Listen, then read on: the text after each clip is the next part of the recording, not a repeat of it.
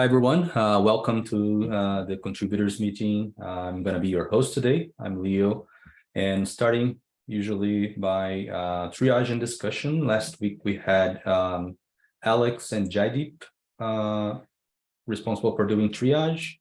I see you in the call, Jaideep, and I see that you added two items in the list. You want to say a few words about them? Yeah, sure. Thanks, Leo.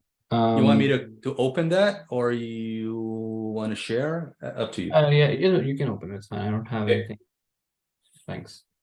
Just No a problem. couple of things that jumped out to me. I put them here either because I saw like them come up a few times, or if there's a few related issues, or if there's a lot of upvotes on it. It may not be essentially a big issue, but I just thought it'd be good to shine some light on it quickly. The first one, we got this from one of our customers who had researched a bit and found this issue, and it looked like a lot of people are facing this. The gist of this is that I think there may be a bug in how we handle ignore differences for those fields which are basically arrays. That's the common denominator. So there's a lot of people who've said that they're experiencing this issue. They all kind of describe their own experiences, which is slightly different, but the common denominator seemed that there was some unexpected behavior when they were configuring the array elements. So like either like JQ path expressions or JSON pointers for specific container fields. The common complaint I picked up was that if they added and ignore differences for a specific field in a given container, I think even changing other fields for those same containers, I think the expected behavior would be that those changes don't get ignored. Those also end up getting ignored.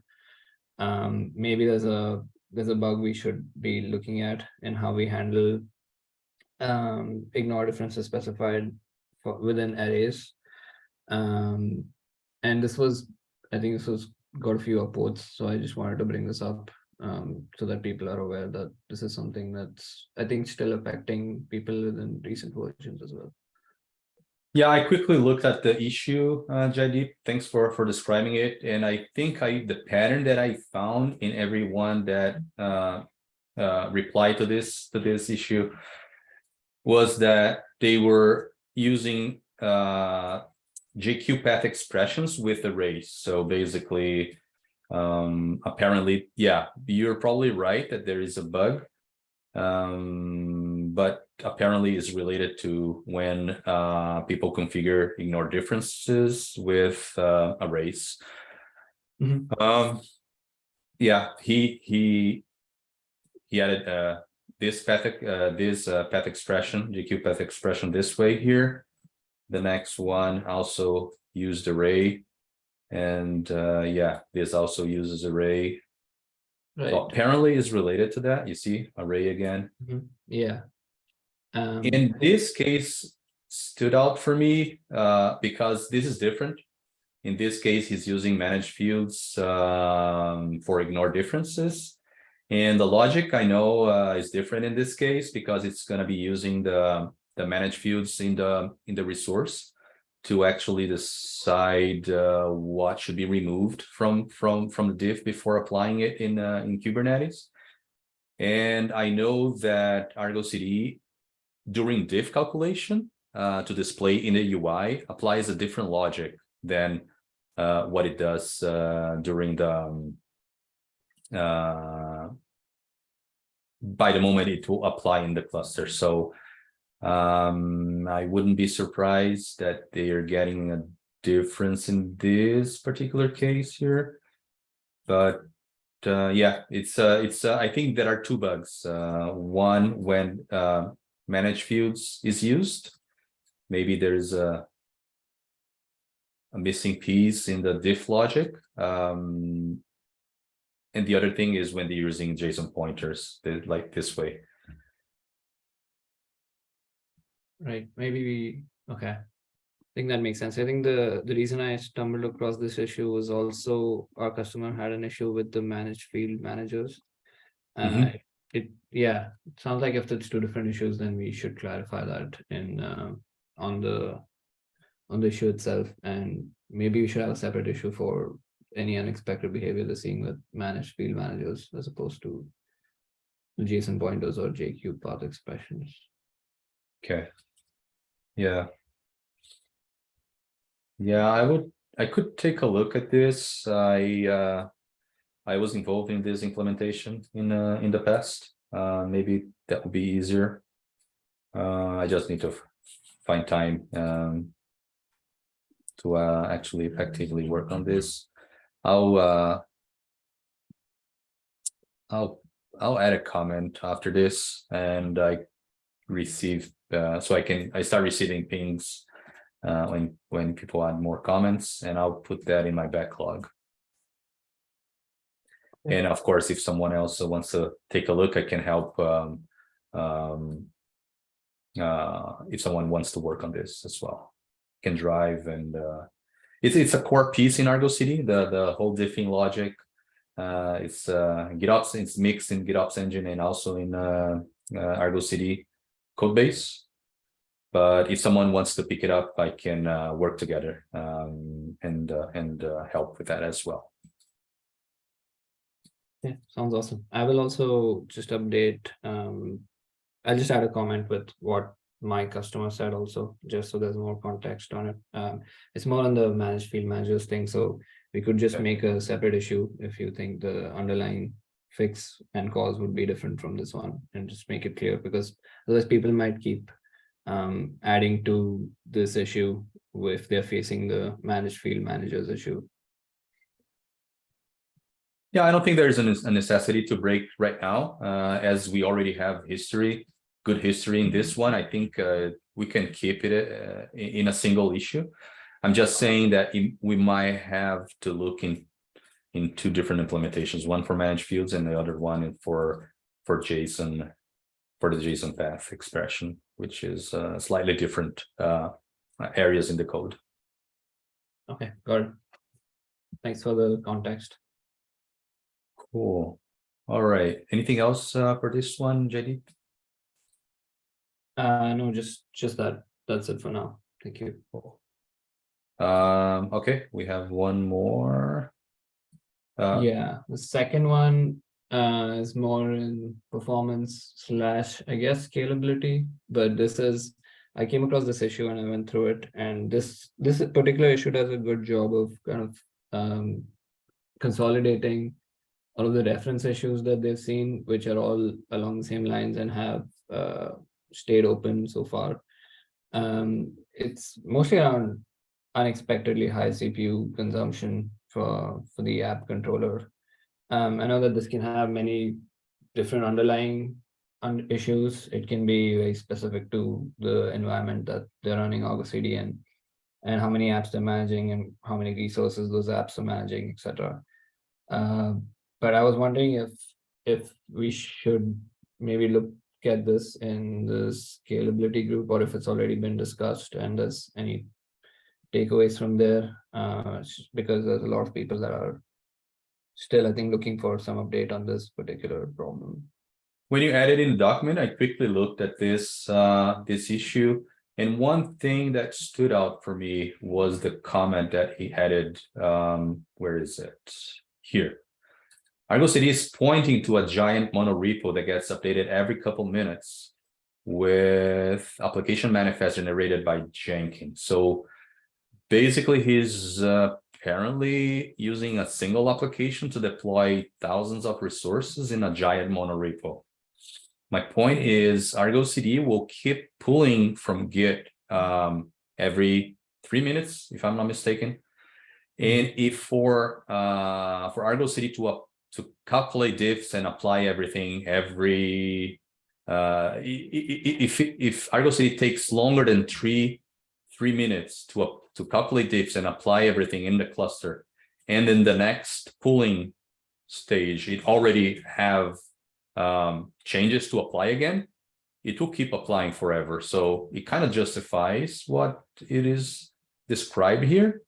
I'm not sure if there is a configuration Argo CD to expand that pooling time that I think it's repo server that does in the SCM I don't remember if we have a configuration for that, but if we do, maybe the user could increase that number, right? Instead of syncing every pulling changes from Git every 3 minutes, maybe he could pull every 30 minutes, if that makes sense, and analyze if it could make things easier for him.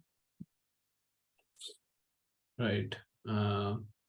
That would also though introduce a pretty big delay in how quickly Argo CD can sync the desired state with the cluster state, though, right? I don't know if so. Do you think that's the main reason for why CPU usage is spiking up? Yeah, I don't know that he's not providing the application that he's syncing, but he says it's a giant mono repo that gets updated every couple minutes. So I think the other issue that's also been discussed in one of the, I think the first link in the list down there is that I think it's the obviously it has different levels of syncs, right? L0, L1, etc. And some of them are not supposed to be very resource intensive. But I think maybe they're saying that in their case, even L0 syncs or L1 syncs, which are supposed to be light on resource consumption, are causing a big spike.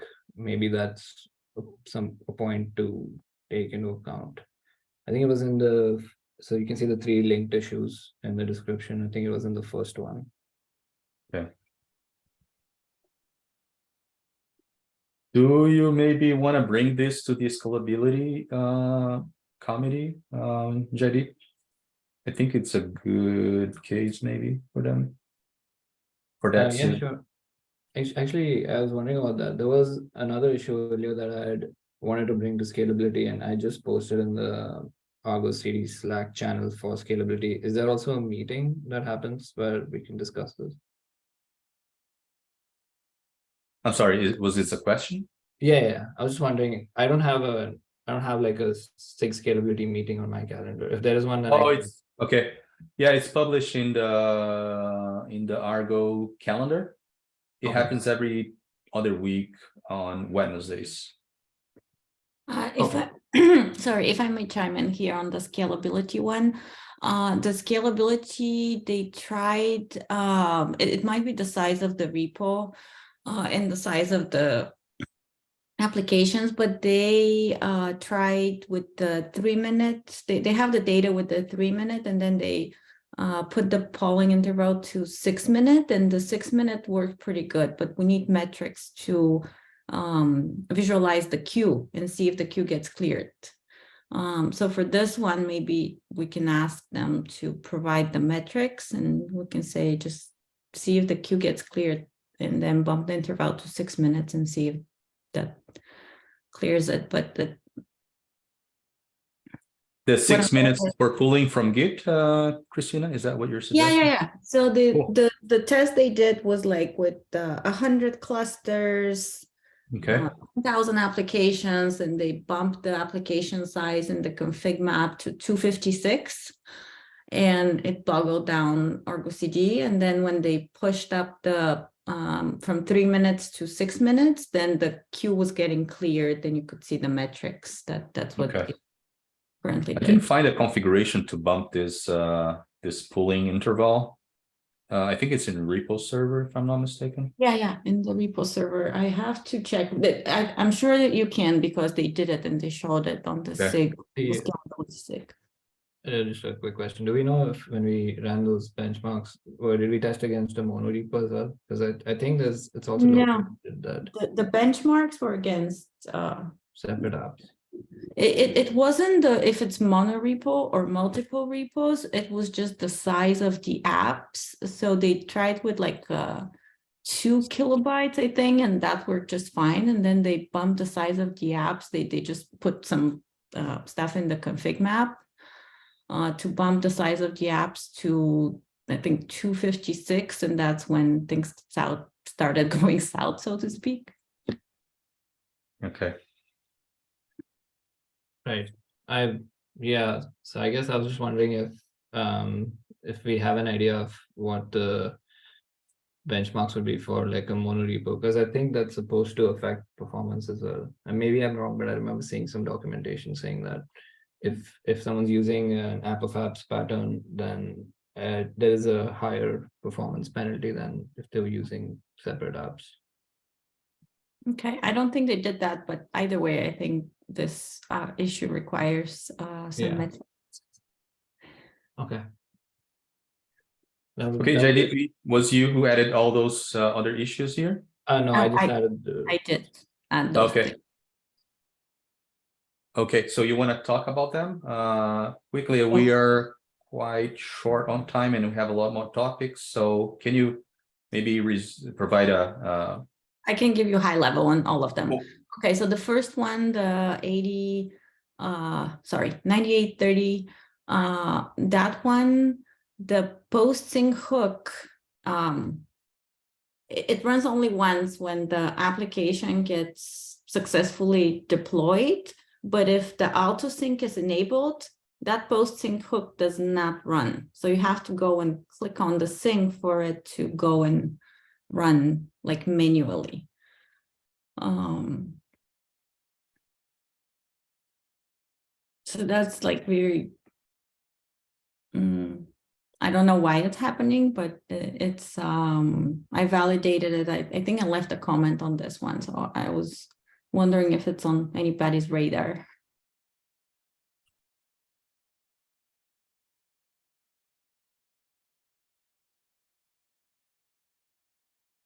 Not sure. I think at the last meeting, Alex M dived into why he thinks this is happening. I'd have to go back and look at the recording though to remember what he said.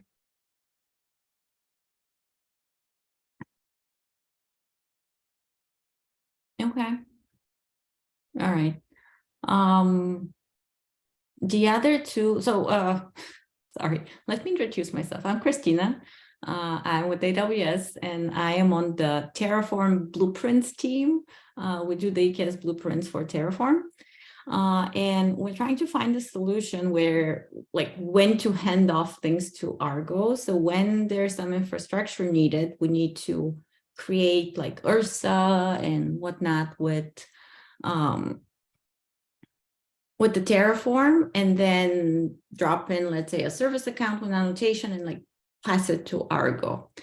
However, there's sometimes other things that we need to drop in. So we want the application to be able to pick up a config map or a secret from Kubernetes, and like one per application. And I see this issue is outstanding. And whatever we do for Argo, we also have to do working for Flux. We want the same pattern.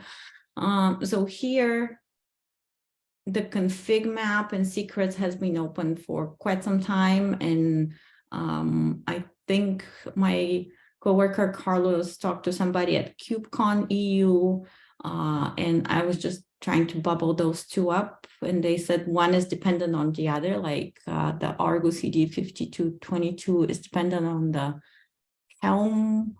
There was one open with Helm. This one?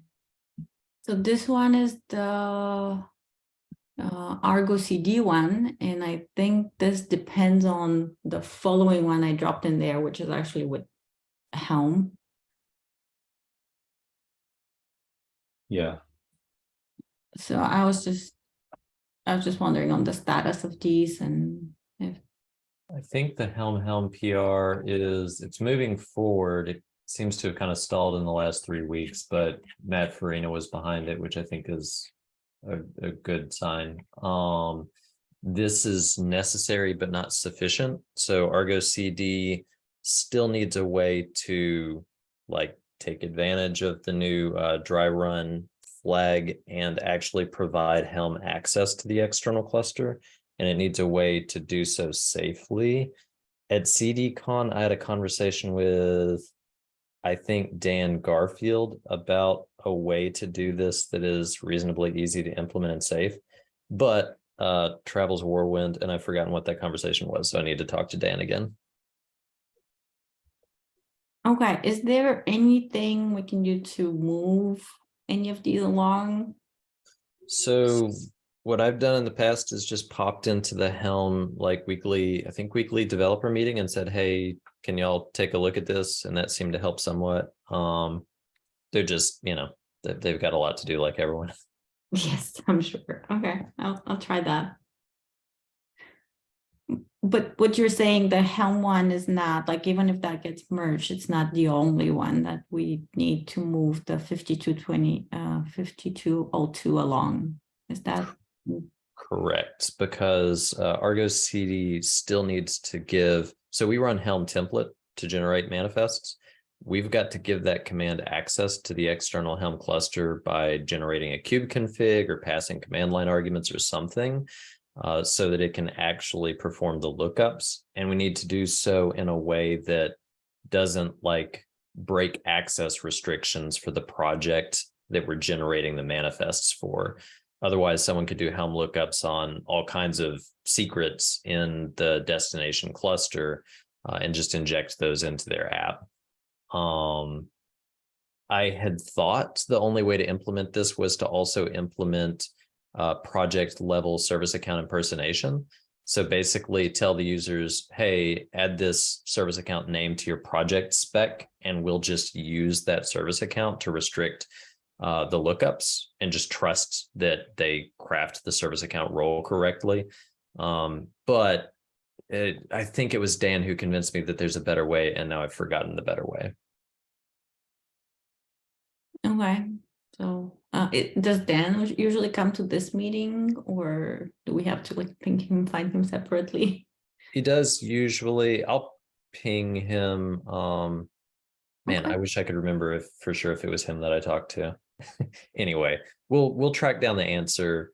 Project impersonation is a lot of work. I think that we can do it in a simpler way. All right, thank you. Okay, thanks, Christina. Thanks, everyone. Thanks, Jagdeep, for working on the triage this week. So now we have to elect who's going to be responsible for triage next week. Any volunteers?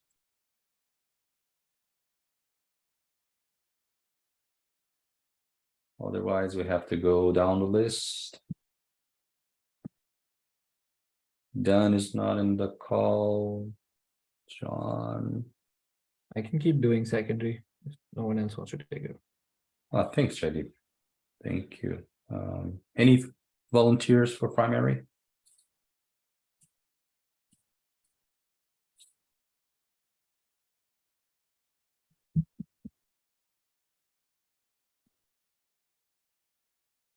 Jan is not in the call.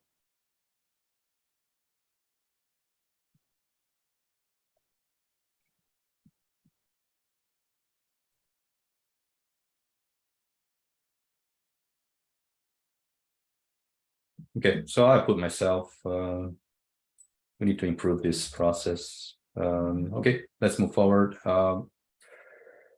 Blake, next topic. Specify an explicit list of clusters with cluster generator. Yeah, so this is for the application set. So at work, there's been some people use application sets, but then they maybe want a more lighter way of specifying a specific list of clusters without needing to put in labels and whatnot. So my idea is that people could just pass in, if they want to just pass in like a couple of clusters, they would just specify a list of URLs, a cluster URLs, which will match the cluster attribute in the cluster secrets. And I have a proof of concept basically where what happens is that, you know, when the cluster generator does its thing, it will check to, so basically what I'd like to say is that, you know, during generation time, it will basically look up the hash value of the cluster URL. So basically there would be like a one-time cost of generating this hash as a label, and then we just do an in lookup of this hashed value of the clusters so that one can specify just a list of clusters basically. I don't know what your thoughts are on that. Yeah. That's basically the proposal. I can flesh it out a bit, or if there's any thoughts or concerns about this, yeah, feel free to voice them. Is this primarily for performance or for usability? Usability. So this is just purely like, this is purely in terms of like, okay, just specify a list of cluster URLs.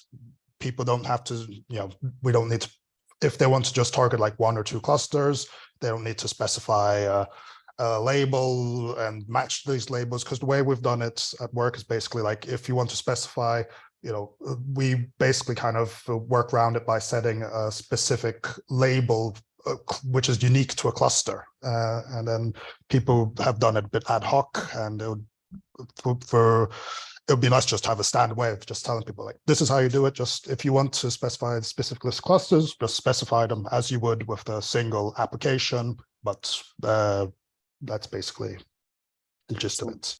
It's a little more verbose, but I think that every generator has an optional post selector where you can write a match expression against the parameters. So you could just match for a list in like server URLs.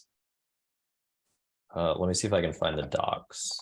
Well, that would be interesting to. Post selector for all generators. I'll drop it in Zoom chat.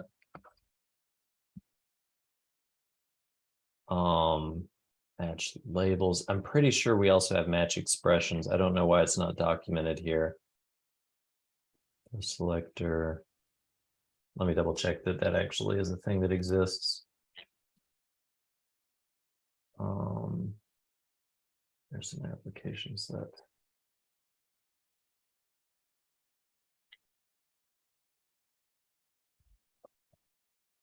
Yeah, selector.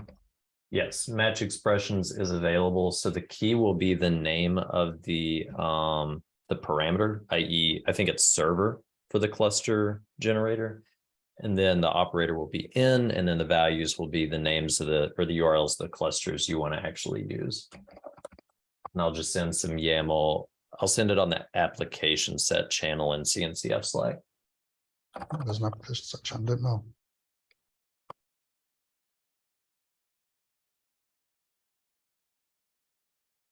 So Blake, can maybe you take a look at Michael's suggestion and see if that addresses your use case? Yeah.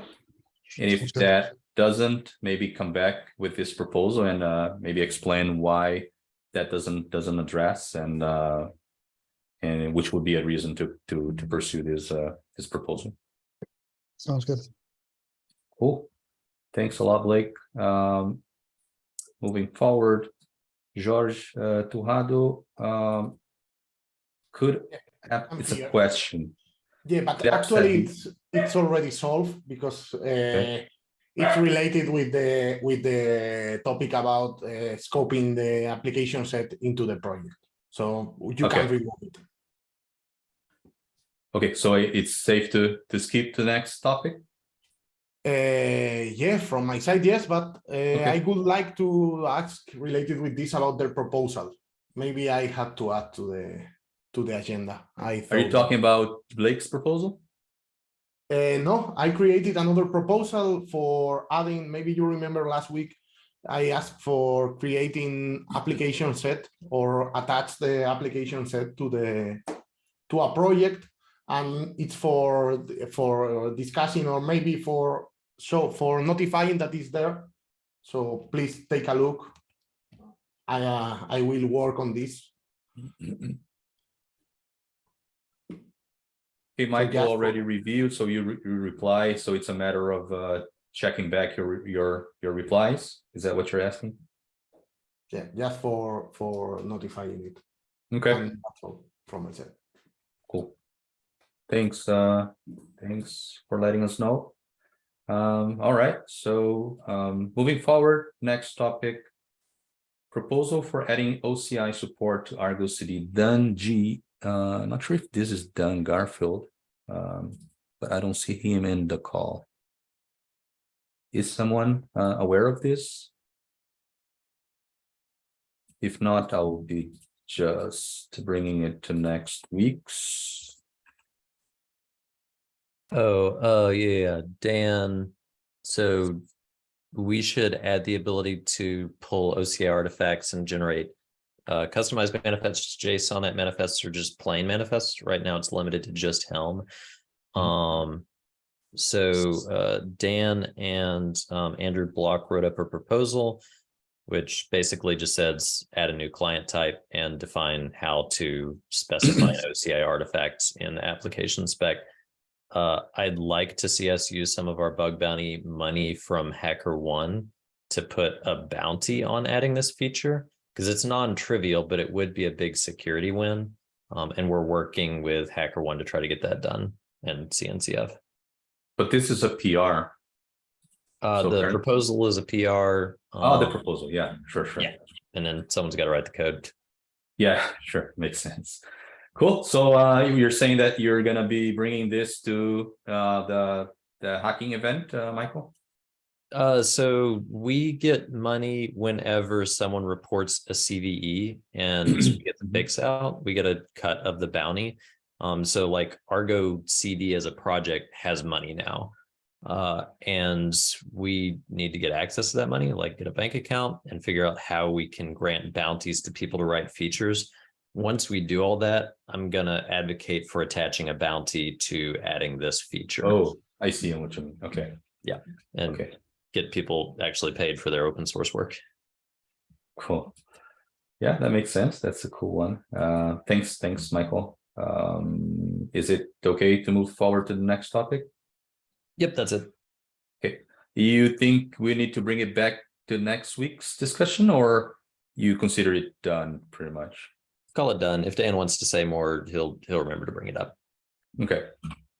So are you planning to drive this bounty idea with the maintainers? Dan's driving it. He's talking to the folks in the background to get access to the money. All right, cool. Great stuff. Let's see. Yeah, we have 10 more minutes and 2 more topics. Let's see. Joseph, are you in the call? Yes. Hi, Joseph. Thanks for joining. I spoke with you a little bit this week, right? So let me click the link. Yeah, go for it.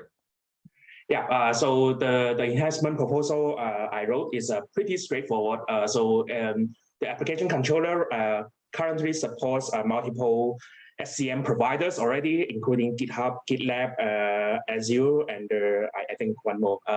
But anyways, the SCM provider service interface is super simple. It has just 3 functions to override, and then we can hook it up with additional provider. So AWS Code Commit is one of the Git providers out there, and I would love to hook it up with the application set controller.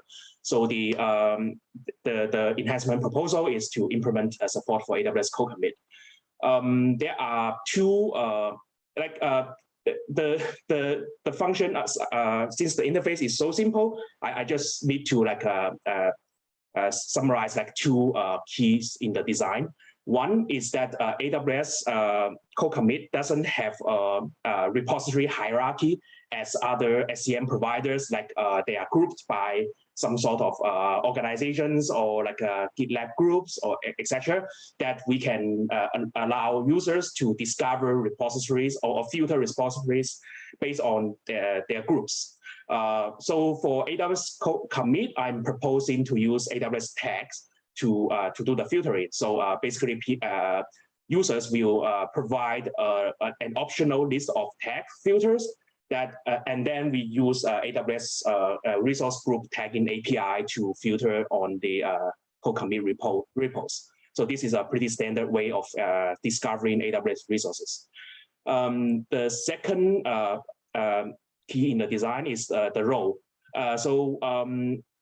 We want to allow users to be able to discover AWS Code Commit repos across regions and accounts. So we don't. I believe the other SCM providers that I read in the application set, a common pattern is to mount a secret provide a secret in each application set, and then Argo CD will read out the secret and use the secret to call the target provider. But for AWS, I'm just following the standard practice of AWS SDKs that application set controller itself needs to have AWS identity provided by either like environment variables, AWS complete files, or like a Kubernetes pod identity. So in my case, I'm using like a EKS, so it comes with IAM roles for service account. So I associate a role to the service account the application set controller is using. Then application set controller can choose to discover its local repositories using its pod identity without specifying the role. Or if user wants to discover repositories in a different AWS account, they can specify the role so that application set controller will use its own identity to assume the role and then discover the repositories in a different account. So that is just really like just the two keys in this design. Otherwise, the implementation is very similar to other SCM providers. Cool. Thanks. Thanks, Joseph, for the explanation. I think this touches some security aspects that we need to make sure we're getting it right. Things you describe about AWS permission to reach AWS API, that's something that wasn't there, and now we're introducing with this proposal. I'm just saying that it would be great to have a good look in your implementation to make sure that we're not letting escape any major security holes in the code. But that's my only bigger concern. I like the feature. I think it makes sense, and I looked in your code. Looks pretty good. You took good attention to documentation and testing, which is great. Thanks for that. And I think the next stage now is really moving forward with reviewing your PR. And as I said, I think we need to take a little bit of care when it comes to security. In terms of AWS strategy, I understood that you took some common patterns used to reach AWS API, right? Yeah, so I'm just using the AWS Golang SDK v1 that already exists in our Go module. So yeah, I didn't add any additional dependencies as part of my PR.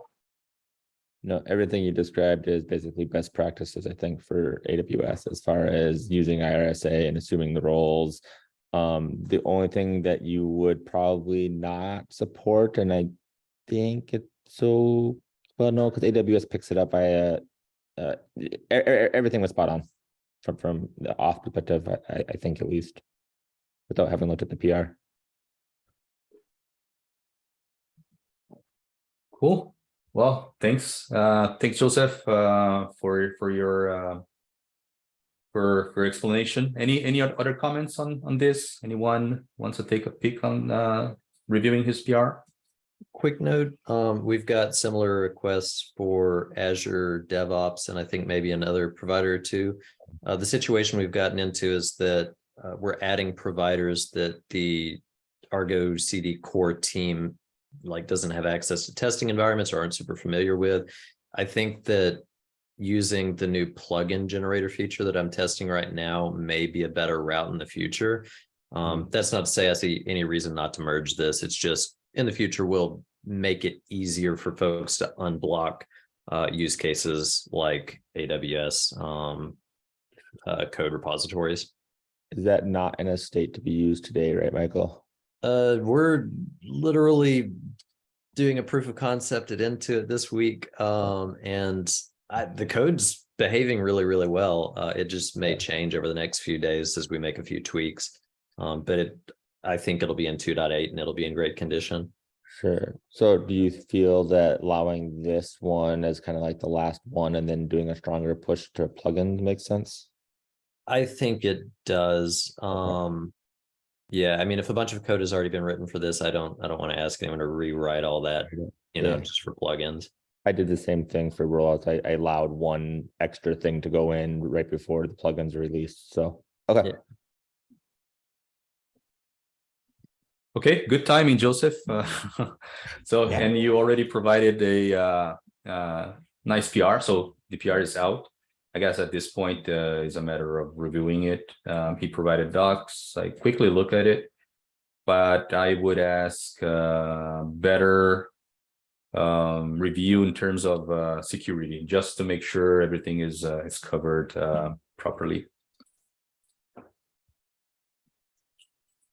All right, so we have 3 more minutes. Well, again, thanks again, Joseph. Moving forward, Jaideep, we have 3 more minutes. You think is enough for you to present this one, or you prefer to move it to next week? I can. So this is kind of a last minute addition anyway. I haven't yet created any issues or proposals for this because I wasn't sure if it's needed. But I can just give a quick background for this, and then we can decide if this needs a full-fledged proposal. But basically, this is something I came across while I was working on my image updater PR. I was trying to think about how to make it support apps in namespaces, and that's when I realized I think the current way of configuration that we have for apps in any namespaces may be a little bit problematic to make it accessible to other components. If I'm not wrong, I think the way we specify this now is just a list of namespaces that we pass to the app controller as an argument, as a command line argument. And I think, and then we separately added to the project, I think, if I'm not wrong. But the way it's set up now, I think it's hard to expose that list of non-controlled plane namespaces that are being managed by an instance to components that are not the app controller, for example. So if the image updater needed to know which namespace it needs to pull applications from, for example, currently there's no access to that information because it's kind of isolated within the app controller. So to tackle that, I was wondering, maybe it would make sense to kind of elevate that information into a config map, for example. If that list of namespaces that are non-controlled plane namespaces being watched by a specific Argo CD instance is stored in, say, the Argo CD CM. So that's a config map that would be accessible to not just the app controller, but image updater and like maybe notifications or any other workloads that may need access to that information in the future. So that was the idea I had. And I wasn't sure if you are aware of any requirements from any of the other projects like AppStat or notifications that could benefit from that. And if you think that a change like this would need a fully documented proposal, or if it's just like an issue and a PR would be enough for that. I think it's a reasonable change. We would need to decide if we want it to be hot reloaded, because if so, I think that there's like a watcher in the application controller that have to be torn down and built back up.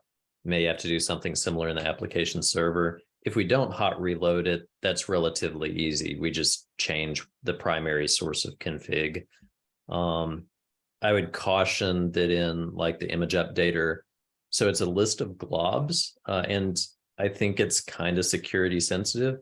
So you don't want your image updater to expose information about applications which are outside the allowed namespaces. So just make sure that it's, interpreted the same way as it is in the application controller. But yeah, I think it's a reasonable change. I think a PR is fine. I don't think it needs a full-on proposal.